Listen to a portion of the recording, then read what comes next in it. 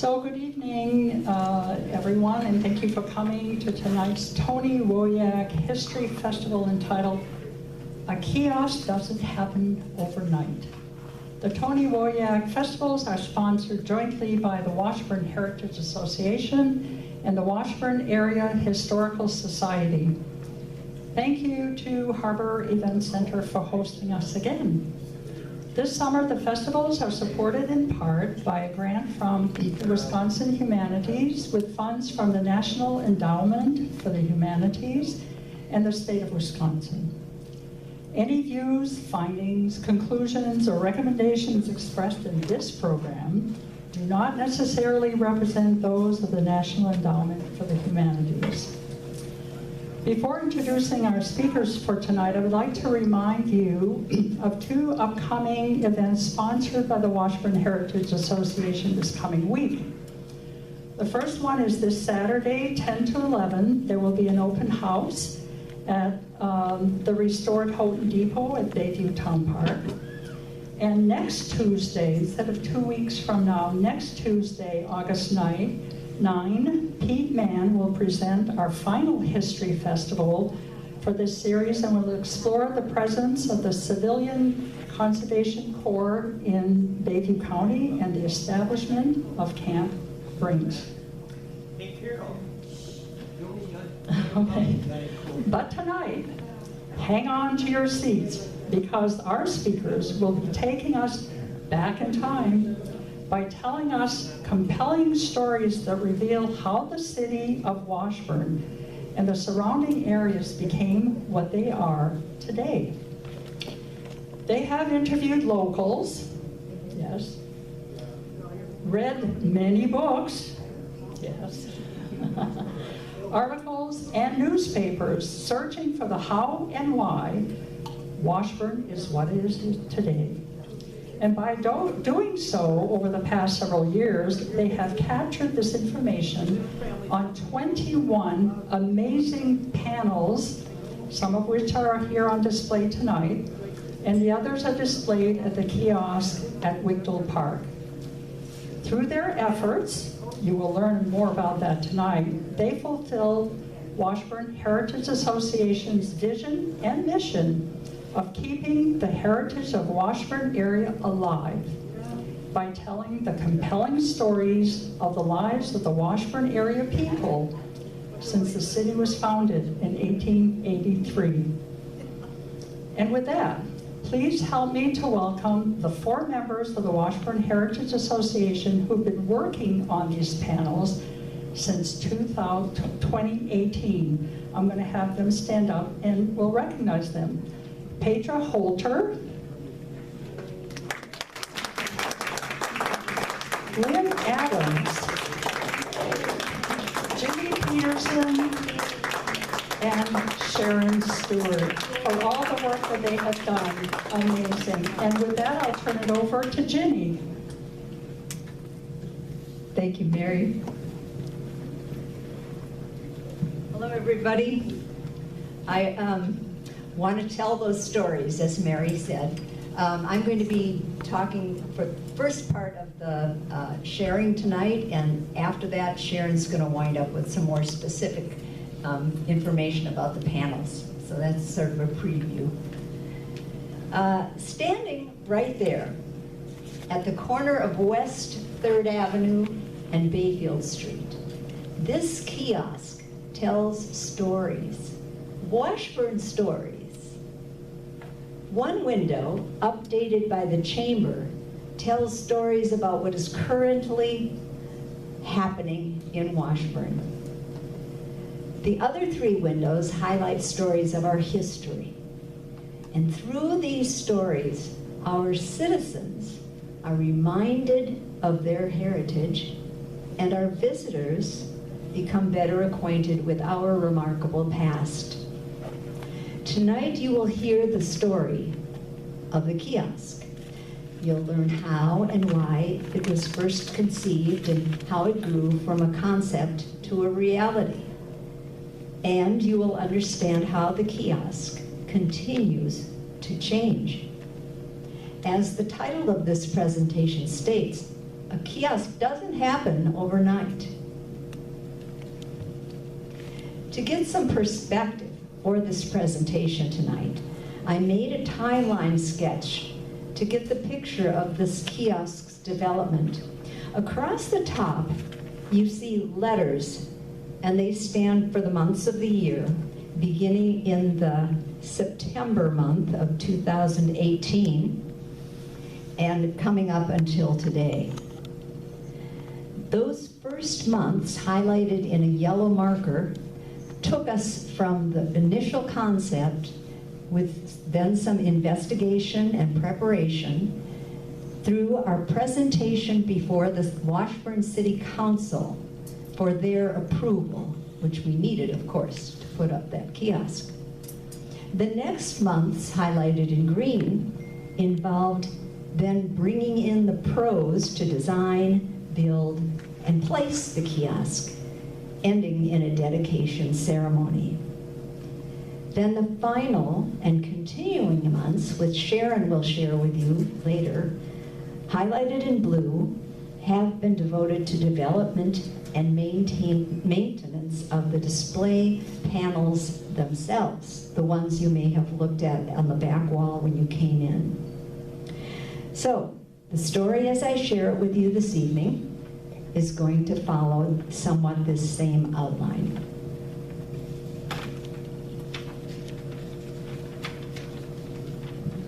The idea for the Washburn kiosk was born almost 4 years ago, in September 2018, when Petra Holter and I traveled to Decorah, Iowa to take an art workshop.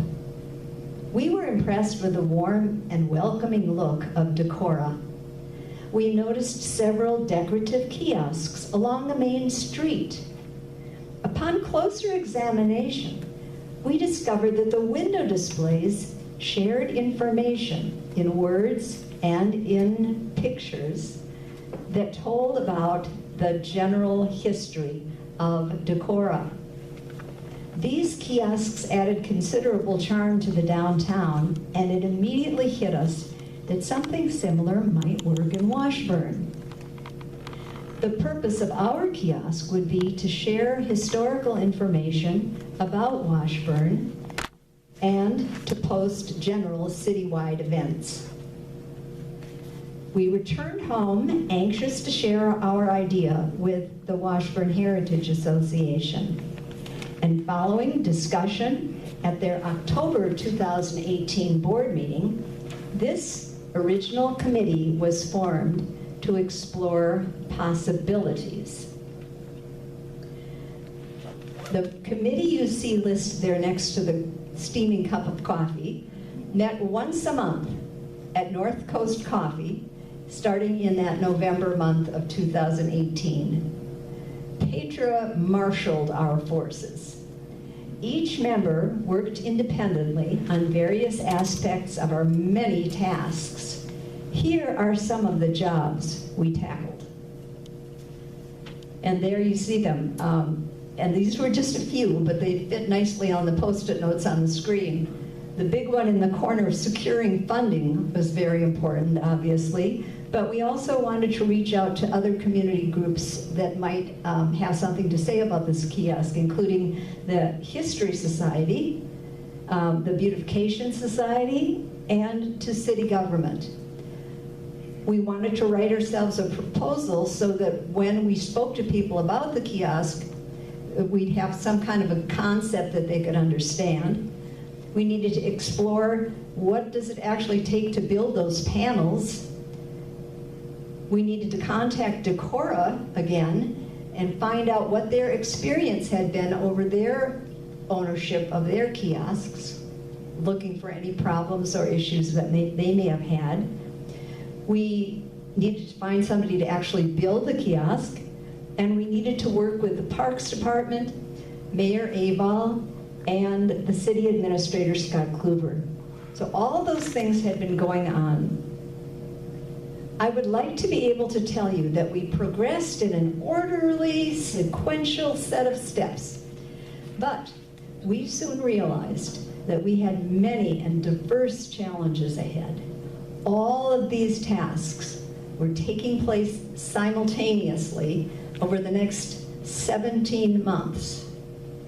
It was baffling at times trying to keep moving forward. In fact, several times we ran up against what seemed to us to be an unsolvable problem. We were so close to throwing in the towel, but then someone would always say, "Let's just try one more time." Funding was a key issue. Several ideas for funding fell through, until one day, Karen Novacek, one of the members of our group, said, "I think I may have an idea." Karen had discovered that her late son, Eric R. Novacek, had bequeathed funds to the city of Washburn because of his love for the city. The fund was intended to promote Washburn, the city that Eric loved so much. So his wish and our dreams seemed a perfect match. Thank you to Eric. After 14 months of preparation, we presented our proposal to the City Council on January 20th, 2020, and they voted to approve it. Now we could proceed. Bob Sanger agreed to be our project manager. Mike Pedersen and Pete Dagsgaard came on board as the builders, and they helped us think through the design of the kiosk with an eye to structural integrity over time. For our kiosk to represent Washburn, we wanted it to look like it belonged here. We chose to use the Washburn 3rd Street Historic District as our model. Petra and I took many photos of notable architectural features of the charming bungalow-style homes.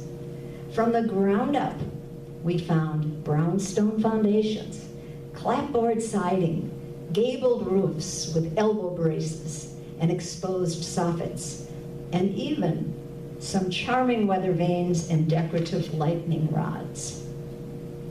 So those photos became the inspiration for our first sketches. Then, with drawings in hand, we talked to local construction designer Bill Erickson, who drew up the building plans. Next, we researched materials. PVC display panels would withstand heat, cold, and fading. Sherwin-Williams in Ashland advised us to use top-quality paint to withstand harsh weather, and they sold it to us at cost. Nate Swiston of Washburn Hardware donated primer paint as well as other supplies. Cedar siding was recommended so it would withstand the weather. All construction supplies were ordered from Olson Building Materials. Coke Lindsay, as representative of the club, offered space in the unrenovated gym as a workshop for Mike and Pete to use during the months of July and August of 2020. It took 20 months for our committee to get to this point. During the COVID quarantine, we had plenty of time to work on the kiosk. Carla Bremner primed the interior, and Petra and I primed the outside. And then after much discussion, and with an assist from fellow board member and interior designer Dave Nice, we reached an agreement on which of those colors would go on which part of the kiosk. That took a lot of talk. City Council member and Parks Committee Chair Jen Messias and the City Public Works Director approved the final location. It would be visible to people driving past on Bayfield Street, and there was a relatively flat area for a paved patio surrounding the kiosk itself. Additionally, There would be room to pave an approach from the sidewalk for wheelchair access. Here are John Cook and crew pouring the cement base. Looks good, doesn't it? Moving day arrived,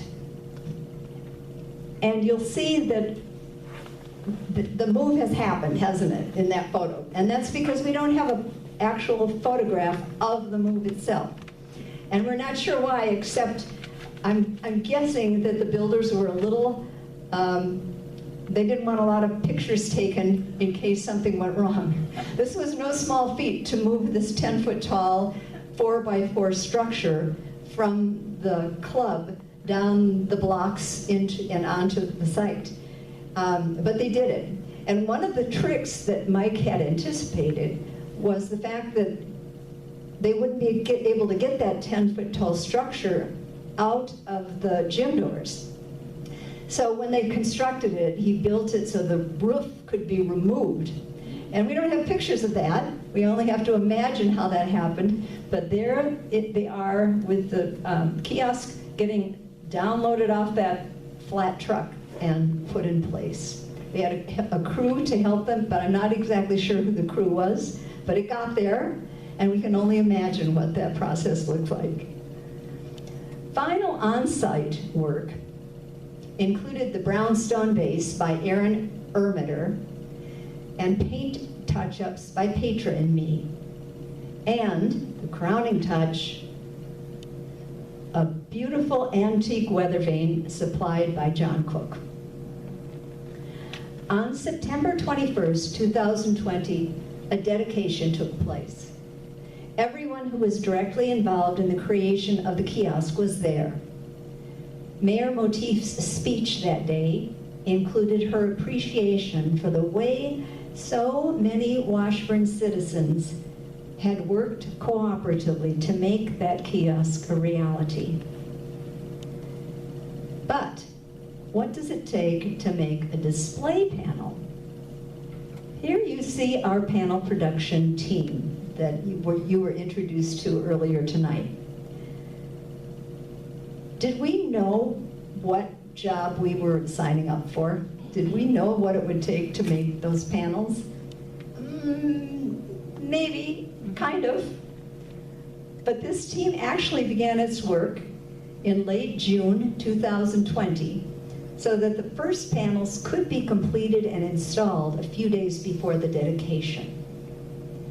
The team has been meeting 4 hours a week ever since then. We meet on the 3rd floor of the Cultural Center, 1 floor above the museum, a very convenient location.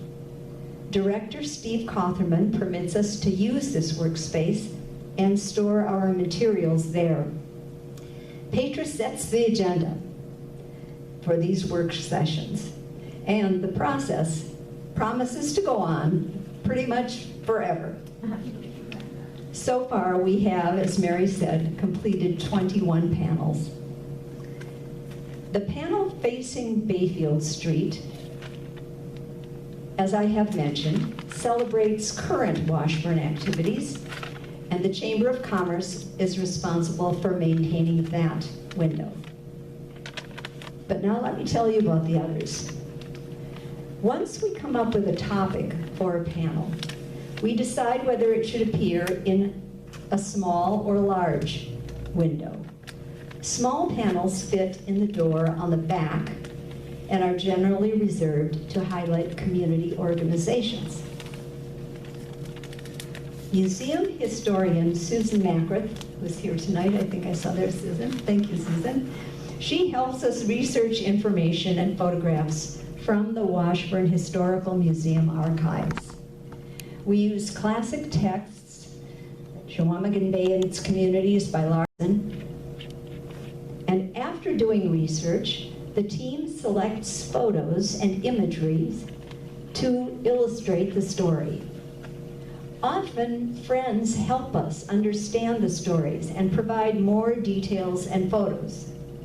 Our appreciation goes to some of these contributors: Sandy Johnson, Vernell Mercer, Mary Johannick, David Bratley, Gary Homan, Kitty Wilson, Bob Anderson, Daryl Pendergrass, Coke Lindsay, Lucille Petters, Jack Peterson, Laura Tulowitzki, Jan Norland, Mary Gruel, Paul Johnson, and Mary Nowakowski. In the next step, Lynn uses Microsoft Publisher to design the layout, and this is where the magic really starts happening, folks. She tweaks each photo, the old ones and the new ones, so that they enhance the story we are telling. Sharon does the very formidable job of writing up the script for those panels. And then the proposed panel, which you see on Lynn's little computer screen there, is also projected on the wall behind us. And that way all four of us can share and look at that panel together. It's not finished yet, it's just in the process. We all discuss and edit each and every word, picture, caption, image, color, or decorative line for clarity, accuracy, ease of engagement for the reader, and visual appeal. Once we agree that all the elements are in place to tell the story, Lynn sends the digital image to Don German at Hart Graphics for printing. When the panels come back from the printer, the team is always excited to see our panel in real life. And we feel proud of our work. Here we are, changing panels in the kiosk. It really is a labor of love. Now, Sharon, let's take a closer look at the panels themselves.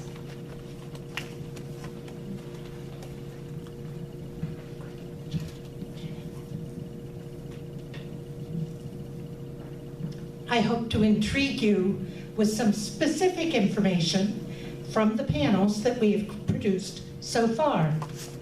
I hope that this will entice you to stop and read the entire panel when they are displayed in Wicknell Park. My husband always says, where is the proof that these are effective at doing anything?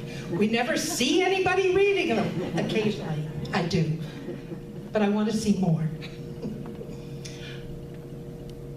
Washburn schools.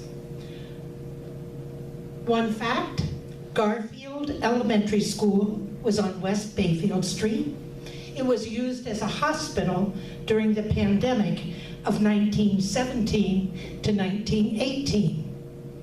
After closing the school, it housed businesses until it was demolished in 1966. And this brings up another fact. None of us doing this work grew up here. We were never able to find from references where this school was. So if somebody in the audience knows that, please let me know. Because, yes. You want to know where the building stood? Where's Garfield School? Next to the veterinarian's office. Oh, it's where the vet school office? It was that far out. You thought it was close to where you lived. I thought it was closer. But it wasn't. It was way out on the edge of town. No. It was on the north side of the street.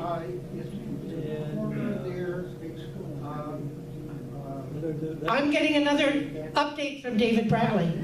It was west of that, there was a White House in the corner of East Avenue, White House on one side of the street. School was on the west side of that. Between those two. The White House that had the Trump sign on it? Next to County Road C on Bayfield Street. It was next to that, but it was big. So all those houses are newer than 1966. So it was west of County Road C. And the house was there or not? The White House. The White House was there. Okay. Is that what you were telling me?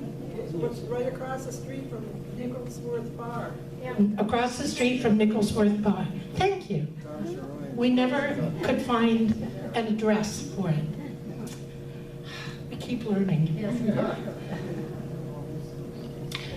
The next one, logs to lumber. Washburn's first industry was transportation. The docks were built so the railroad could meet the inland sea.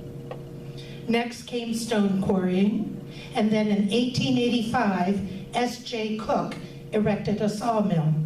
Other sawmills followed, and the lumber industry of Washburn was born. And then the cutover happened, and the logging industry was over. City bands. We don't have a Holman here tonight. One or more of the Holman musician brothers, Christ, Anton, Carl, Oscar, and John, can be found in most pictures on this panel.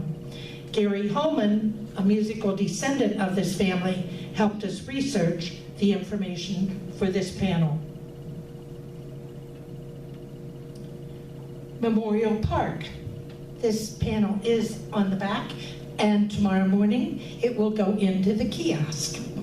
During World War I, workers at the DuPont plant donated 2 hours of their wages each month to the DuPont Patriotic Association to support the local war effort. After the war, Memorial Park was purchased with the remaining funds. How many of you camped or swam or spent your day at Memorial Park? Yep, a lot of people did. During the 40s and 50s, it was the place to be. Washburn Public Library. When our Andrew Carnegie Library opened in 1905, electricity was rare in the community. Nevertheless, the library was very well lighted, and light rays beamed out through the windows. This is an old description over the town. And here's a second piece of information about the library. The present library reception desk is the same one that was there the day the library opened. And Daryl tells great stories of people coming back into town to visit and standing at the desk and realizing that it's not as tall as they thought it was.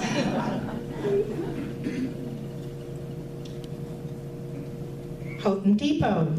During the winter of 2020, under the escort of the Bayfield County Sheriff, the Houghton Depot was moved to its present location in Bayview Town Park.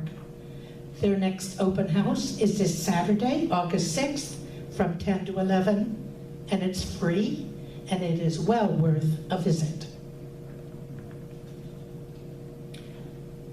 This also will be going in tomorrow morning. Did you know that Legion Park was once the location of the bustling Washburn Hotel, the center of business and commerce in the early years of the city? A fire in 1917 destroyed the wood frame building. The American Legion presented the park to the city in 1934. And there's a map at the bottom that shows the location of all the city parks. And you should know that there is a brochure at the Chamber of Commerce that helps you find these places too.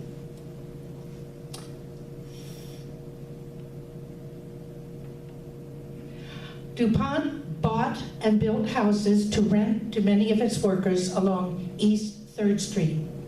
Today, those blocks are a nationally designated historic district. Architectural styles there include Queen Anne, bungalow, American craftsman, prairie school, and vernacular housing. Homecoming. Washburn's every 5-year party started in 1913. Graduates from Washburn High School returned to reconnect with their past. Since 2000, gatherings are scheduled for years ending in 0s and 5s. We designated this panel to look like a page out of your scrapbook. It includes lots of members of the Dick Johnson family. The club. The club was the center of social life in Washburn. This panel discusses the activities between 1915 to the present. And we have a little short quiz here for you. Which one of these club activities was not part of the club's program? A lunch counter, silent movies, dances, bowling, circus, charity events, public baths, and school classrooms. Answer? They never had a circus. But they did everything else. Public baths, lunch counter, the whole thing. The club continues to need wide public support. Go to www.washburnclub.org for more information. They need people to donate their time as well as the money. DuPont Legacy. In 1905, E.I. DuPont de Nemours and Company opened a TNT plant in Barksdale that produced explosives for mining and stump removal. In World War I, 6,000 employees produced military explosives. During the Second World War, General Dwight D. Eisenhower sent a telegram to congratulate the company for their exceptional performance producing war materials. Brownstone quarries. The demand for brownstone was high during the 1890s. It was the height of style to have these dark, imposing buildings. It conveys a massive image of somber importance to public buildings.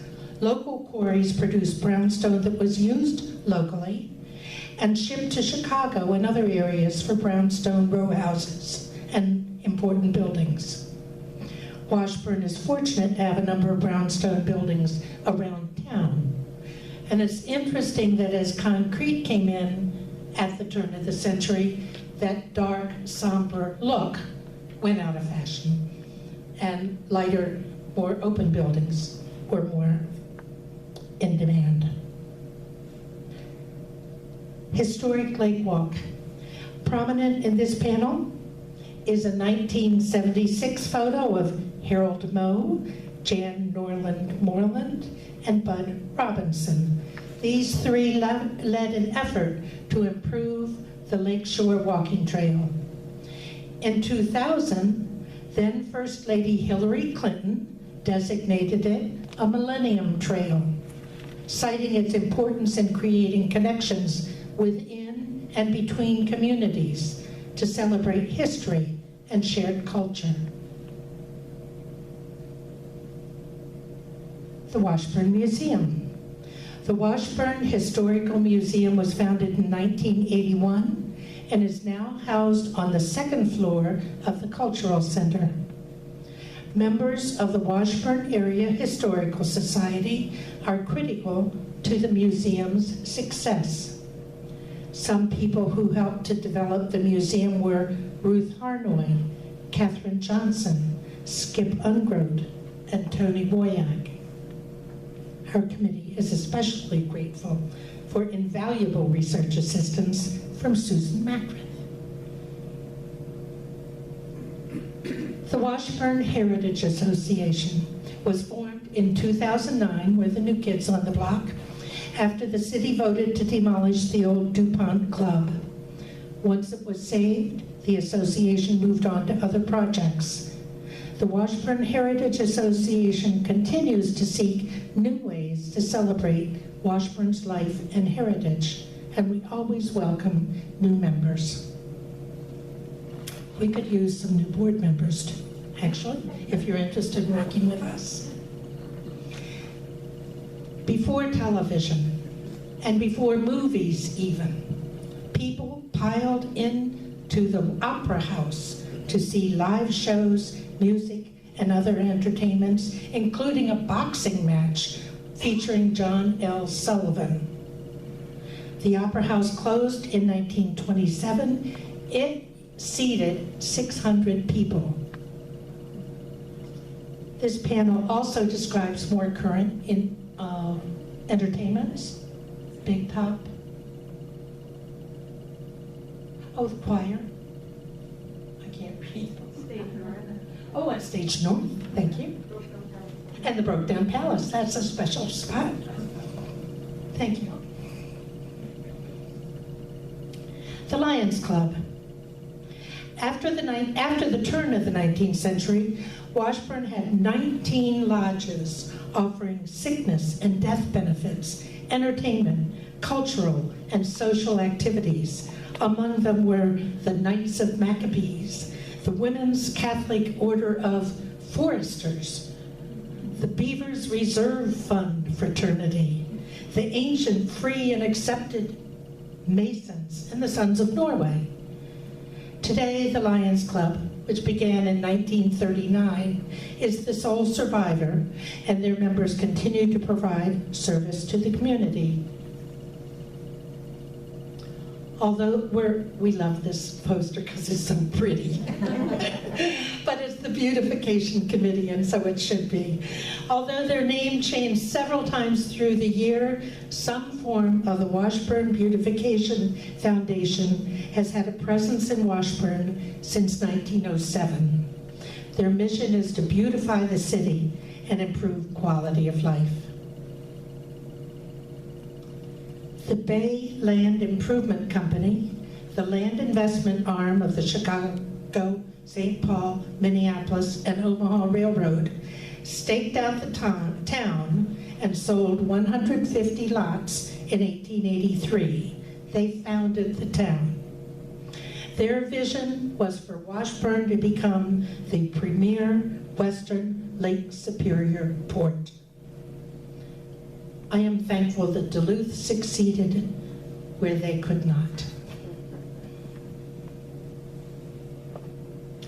The debate about road improvements and increased taxes has gone on forever.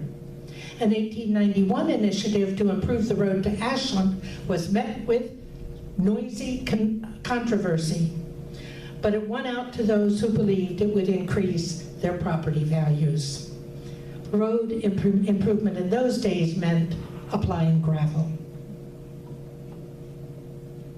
We are presently working on a panel about the realignment of Bayfield Street during 1936. Please, if you have an idea for other panels, let our committee know. With this medium, we need topics that include good visuals to engage the reader. So here we are, fulfilling one of our organization's missions, to engage residents and visitors in the stories of Washburn's history. Thank you for your attention tonight. We hope you will stop and read the panels. I want to see you when I drive by throughout the year. Thank you.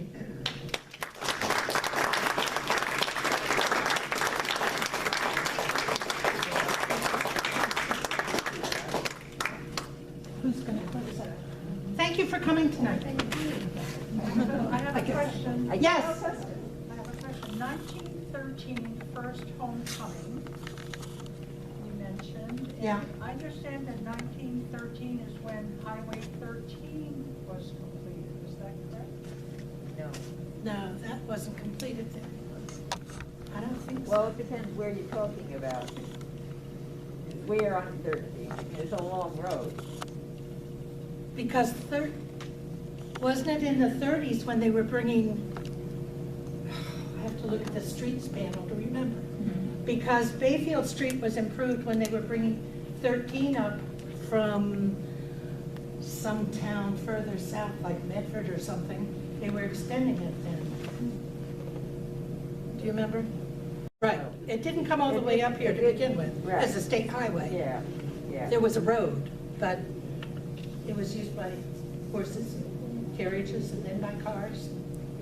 That's too early.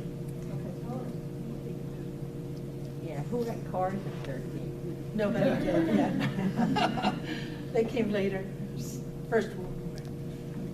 Sharon, does anybody know why DuPont decided to locate in Barksdale? Was it because it was so scarcely populated in case there It's was an explosion? halfway between the Upper Peninsula of Michigan and the Iron Minnesota. Range in Minnesota, and it had a port and it had a railroad and it was Ah. sparsely populated. They needed access to get raw materials in and get the explosives out. And they talk about, you've heard about the big piles of sulfur and different chemicals that were on the coal dock. Yeah. Because they didn't bring them in little paper bags. Like you might bring flour or something like that. I have a question. Yeah. You all have done an amazing job with these panels. Are you going to consider putting them into a book and publishing it? You want us to, but we haven't thought that far. We're just trying to get the next panel done, and to get through tonight. But do you think it would have a market? Yes, that's Yeah. what they will. Paperback, inexpensive. We'll work on that. We do take direction pretty well. Thank you for your attention tonight. It was nice to have you here. Stick around and enjoy the Read the panels, please. Please, Not read them. reading.